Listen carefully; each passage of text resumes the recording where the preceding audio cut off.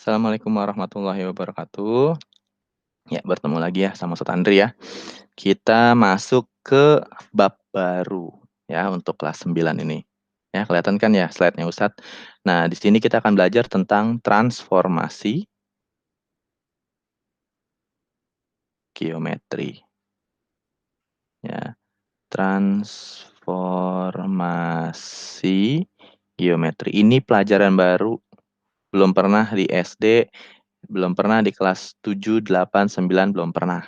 Ya, jadi harap perhatikan, ini nanti akan dibawa di SMA, sama seperti kemarin persamaan kuadrat, ya.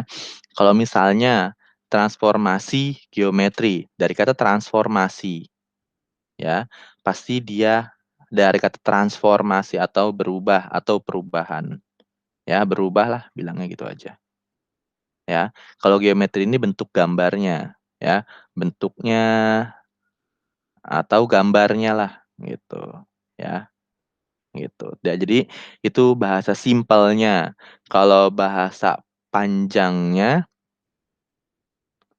artinya perubahan pada sebuah bidang geometri yang mencantumkan posisi besar dan bentuknya sendiri. Nah, itu ya. Bentuk panjangnya adalah apa, pengertian panjangnya maksudnya adalah perubahan pada sebuah bidang geometri yang mencantumkan posisi besar dan bentuknya sendiri.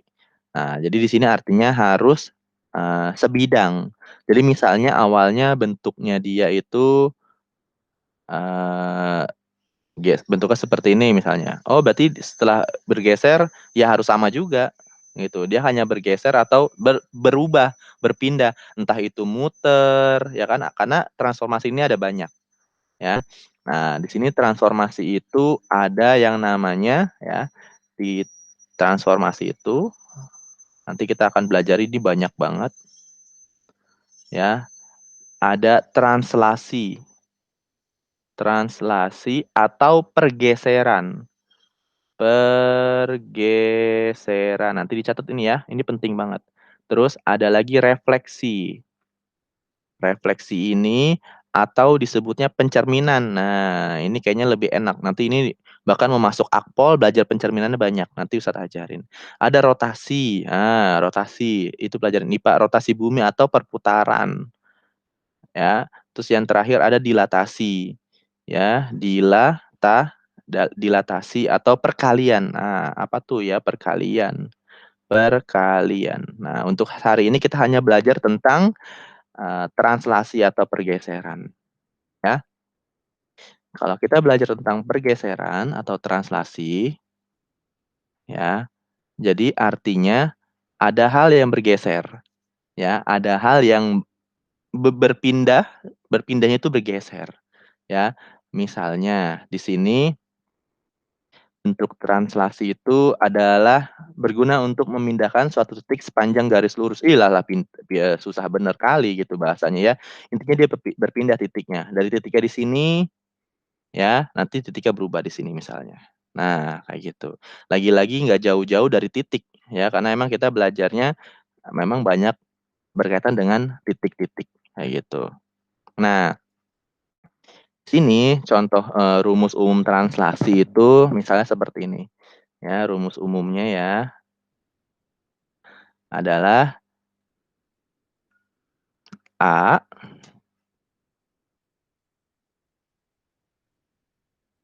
A, B ditambah X, Y ya, sama dengan itu bayangannya. Nah, itu bayangannya. Bayangan itu selalu dikaitkan dengan ada aksennya, X aksen dan Y aksen. Itu. Misalnya sebagai contoh,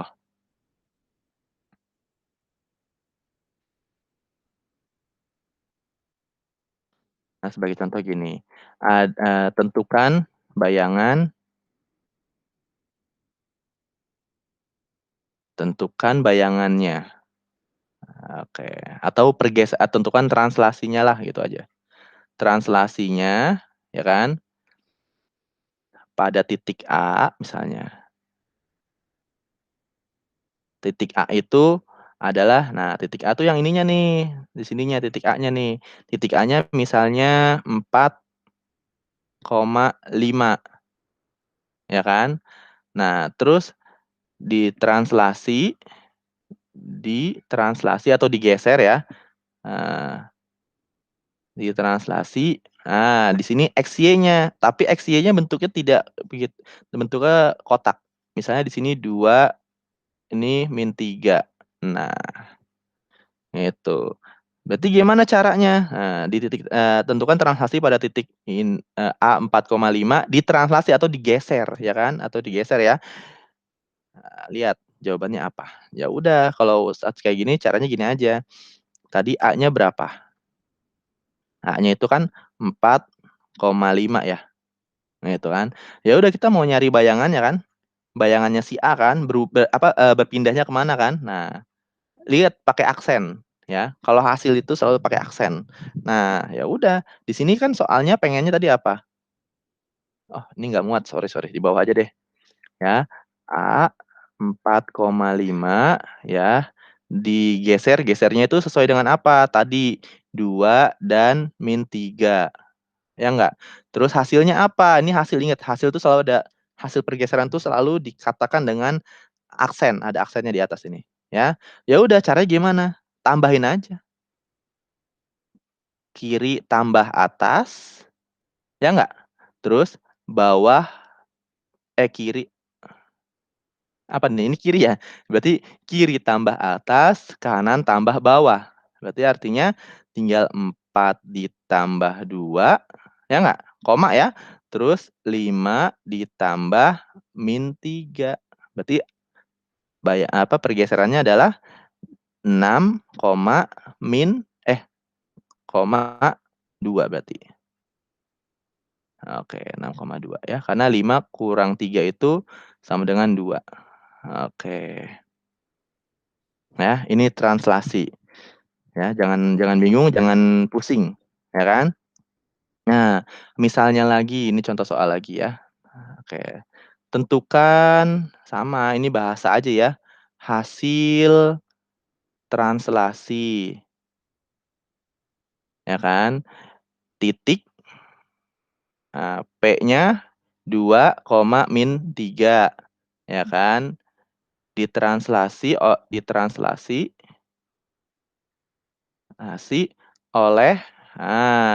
oleh simbolnya begini, -4, -5. Nah, ya udah jawabannya apa? Ya udah tadi kayak Ustadz bilang, berarti sini P-nya berapa? Ya, P-nya tadi 2, -3, ya kan. Terus ditranslasi jadi apa? Ditranslasi jadi di sini -4, -5. Nah, ya udah caranya pakai apa? Aksen, ingat. Ya udah tinggal 2 tambah -4 berapa? Ya, tambah ya, ingat tambah, ini juga tambah. Berarti 2 tambah -4, -2 ya? Ya nggak? Terus 3 tambah -5 berapa? 3 tambah -5 ya, jadinya -8. Nah, koma jangan lupa. Nah, jadi kalau lupa caranya, ini 2 dari mana? 2 ini caranya dari 2 ditambah -4. Nah, ini juga kalau lupa caranya berarti -3 ditambah -8, -5, sorry, -5, gitu. Paham ya? Nah, di sini itu adalah bentuk dari translasi. Nah, di sini ada contoh misalnya kalau dalam bentuk penggambarannya, ya,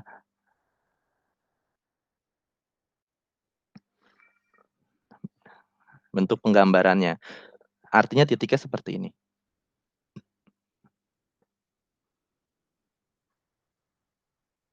Nah,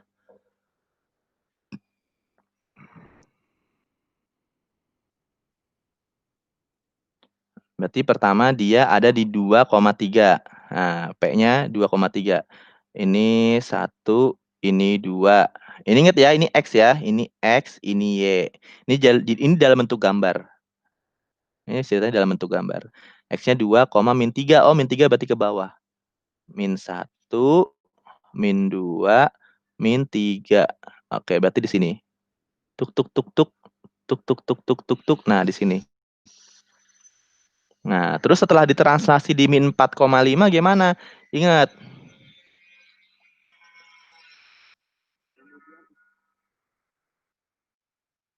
Nah, lihat, kalau kalau dia tadi nih soalnya nih ya, ini kan -4 ya. Kalau dia negatif, ini kan X ya, ini kan X, ini kan Y. Kalau X itu -4 berarti ke kanan atau ke kiri? Nah, kalau dia positif, berarti dia akan bergesernya ke kanan.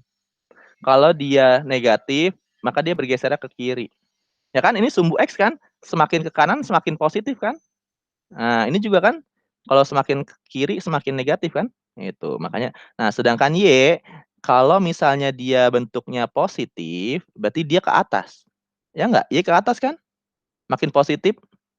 Nah, kalau dia bentuknya negatif, ya, berarti dia ke bawah. Nah, ini ke bawah kan? Itu. Sekarang lihat, di sini pindahnya ke -4, -5, berarti dia lengkap X-nya -4, berarti ke kiri. Nah, tadi Tika di sini kan ya?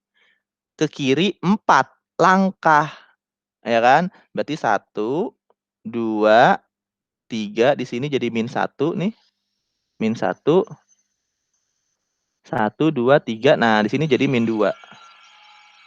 Ini -2 kan? Nah, di sini -2. Terus lihat Y-nya -5, -5 apa turun ya kan? Tadi Y-nya mana? Di sini Y-nya kan? X-nya ini nih. Turun kan 1, 2, 3, 4. Berarti di sini jadi di -2.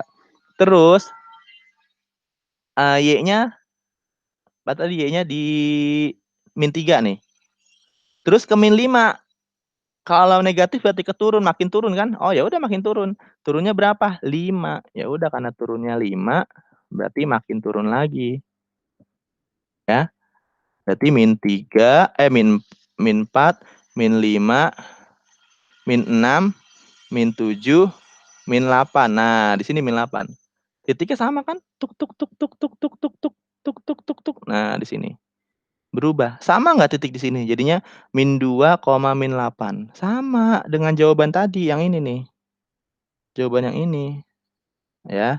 Ini versi gambar, ini versi, angka. Jadi Ustadz hanya menjelaskan versi angka kalau lebih banyak soal-soal versi angka sih. Kalau versi gambar, Ustadz nggak terlalu banyak jelasin. Oke, ya. Kalau ada salah Ustadz mohon maaf, dipelajarin lagi dengan baik. Wassalamualaikum warahmatullahi wabarakatuh.